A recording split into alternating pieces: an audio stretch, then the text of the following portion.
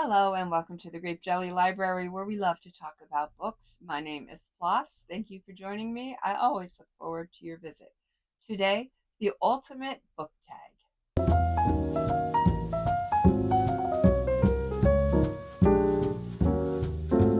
Hello and welcome. I hope you are doing well. It has been a long time since I have done a tag, so I thought today would be the perfect time to do one. I just picked a tag at random. I really like this tag. It is 20 prompts long. I do not know who created it. Let's get into it. Number one, do you get sick while reading in a car? Fortunately, I do not. I am able to read and read and read, and it has no bearing on me while we are in motion. Number two, which author's writing style is completely unique to you and why? That would be John Steinbeck. I love John Steinbeck's style. I love that he writes in the era of the Dust Bowl, in the Depression. His characters are at poverty level, if not a little below or just slightly above. Um, I love that he paints such a vivid picture of his characters and scenery and just his whole style in general appeals to me, and I have not met a writer, or I have not found a writer who matches his style and appeals to me in the same way that John's does.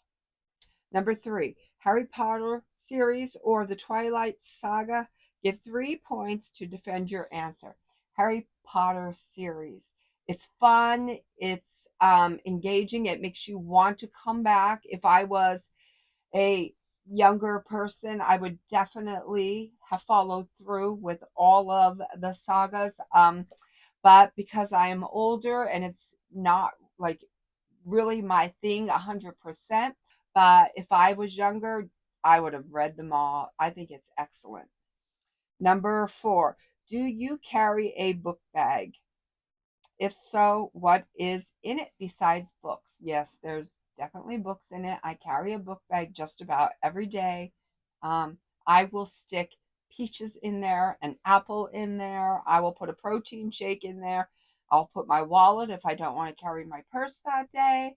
I will put, I put everything in there. Everything. Even things that make me a little leery that say you probably shouldn't put that in there. It might leak or bust or get squished, but I put it in there. Do you smell your books? No. When I walk into the bookstore, whatever scent is there lingering in the air, I don't really notice it. I don't really uh, get too involved in the sense. I guess I appreciate it, and somewhere in the back of my mind, I know the smell of books is lingering in the air, but I don't seek it out. Number six, books with or without little illustrations. I'm going to say, in general, without. I don't read too many books with illustrations. I could appreciate a book with illustrations, but the type of books that I read mostly are non illustrated books. I do have my fair share of illustrated books, but on the daily, most of them are not illustrated. Number seven, what book did you love while reading but discovered later it wasn't quality writing? I don't know if I can answer that. An author put hard work into that book and it made it into publishing, and I'm not going to be the one to say it wasn't quality. It might not have been for me, but I'm not going to say it wasn't quality. It's quality for somebody else. It's kind of like beauty is in the eye of the beholder. So who's to say? Number eight, do you have any funny stories involving books from your childhood? Please share. I don't. I always did the weekly reader when it came around in school, but I don't have any funny stories that happened to my books while I was young. I do as a careless adult. Many of my books went swimming with me or got left out in the rain. Um, there was a book I was reading while every day when I came home from work, I would pick this book up and read it to see how the brothers were getting along. The name of the book escapes me, but how were these brothers getting along? Something about it was so many years ago. It was something about the brothers taking their house and like moving the furniture and lifting the rugs and turning it into like a dance hall for the neighborhood. I think they charged $5 a head to get in. I don't remember the name of that book. If anybody out there is listening and has read a book similar to that, maybe you know what I'm talking about. If you do, comment below. I would love to know the name of that book. But that was a book I was interested in. I was very involved in it. And I remember I was taking a bath. I came home from work. I did the supper thing, the little bit of chores. I was taking a bath and finishing that book up and so excited to see how it was going to end. And the words that I read on the last few pages made me take that book and frisbee it across the bathroom. I had never frisbeed a book before, but boy, did I frisbee that one. I was so disappointed in a funny way that the book ended the way that it did. Gee, I wish I knew what that book was. Number 9, what is the thinnest book on your shelf? It was a book of poetry and it had a lady and she had a groovy little yellow dress on and white majorette boots. And I am going to Google the name of that book and put it in my description. Number 10, what is the thickest book on your shelf? Ah, Miserable. Number 11, do you write as well as read? Do you see yourself in the future as being an author? I do not write, I only read. And as far as being an author, if I did see myself as an author, it would be a one time author only to pen the story of my childhood because it was so fantastic. It needs to be told. After that, no, I would have no desire to write anything. My heart is a reader, not a writer. All right. Number 12. When did you get into reading? I did read here and there as a child. I really got into reading when I turned 30. It was a Saturday afternoon, and I decided that maybe I should do the adult thing and take myself to the bookstore. So I did. I went to the mall, Walden Books, and I bought a book. Number 13. What is your favorite classic book? I bought this book.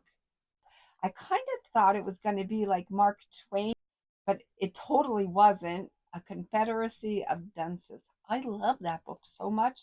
It brought me great pleasure. It made me laugh, and I had a good time with that book. Number 14. In school, was your best subject language, arts, English?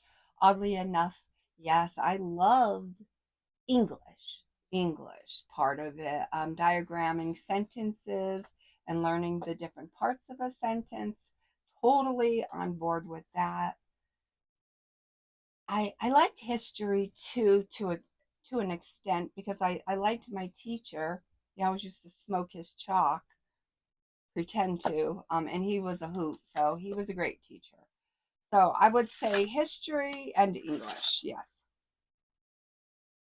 15, if you were given a book as a present that you had read before and hated, what would you do? Well, I would say thank you, and I would take that book home and I would put it on my shelf. And, you know, a gift is a gift. And somebody wanted me to have that. Somebody thought about me enough to want to buy me a gift, give me a gift. And I appreciate that gesture. So I keep that gift and it will sit on my shelf. And then maybe somewhere down the line, a few years later or something, if somebody was discussing this book or would like to read it, I would actually go and give them my copy of the book and keep the copy that was the gift. All right. 14, 15, 16. All right. 16. What is the lesser known series that you know of that is similar to Harry Potter or the Hunger Games? I don't have an answer for that because I don't usually get into series. I don't think I ever want to be that tied up into a subject matter that I would continue reading along. I don't think that's my thing.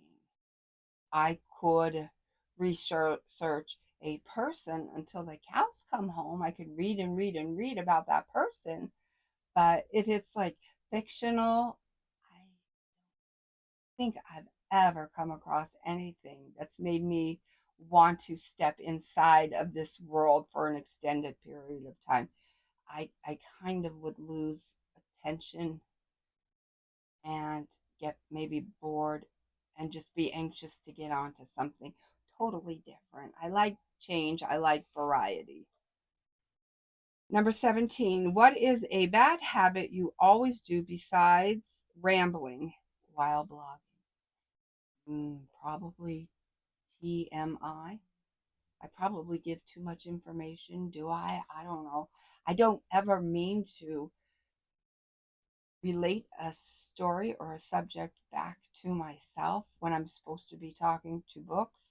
I don't like to do that, but I find myself talking about things that are relevant slash irrelevant to the video that I'm trying to create. And I kind of don't like that I say I think I'm the only one in the world.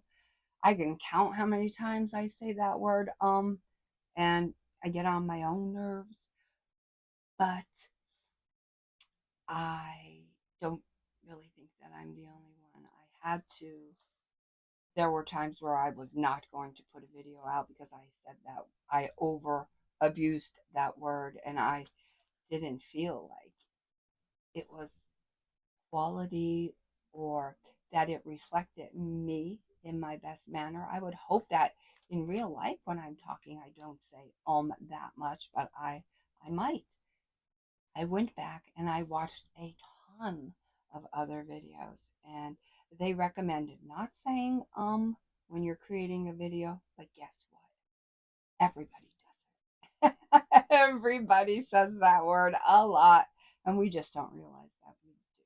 I think if you're an actor, maybe you're the only person that's not saying that word every other sentence. Um Number 18, what is your favorite word? I was going to say gossamer. I was going to say wisteria, but it's not. I know what my very favorite word is. Are you ready? Hemlock. I love that word. Hemlock. Hemlock.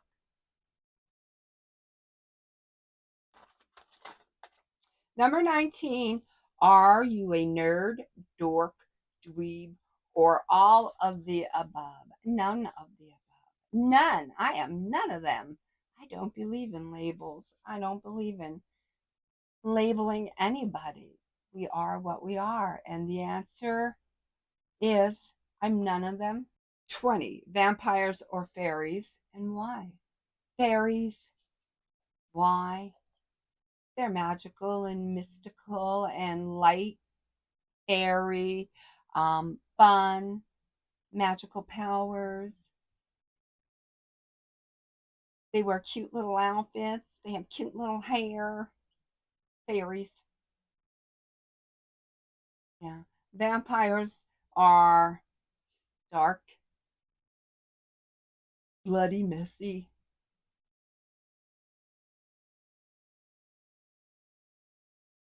But depends because if it was the season of Halloween, then it's going to be a vampire. Both. Both. How about fairies? 90% of the year, vampires 10. there you have it. I'm not going to tag anybody. Feel free to do this tag if you so wish. Until we meet again, know that I love you. Be well, be good, be reading, and may all your dreams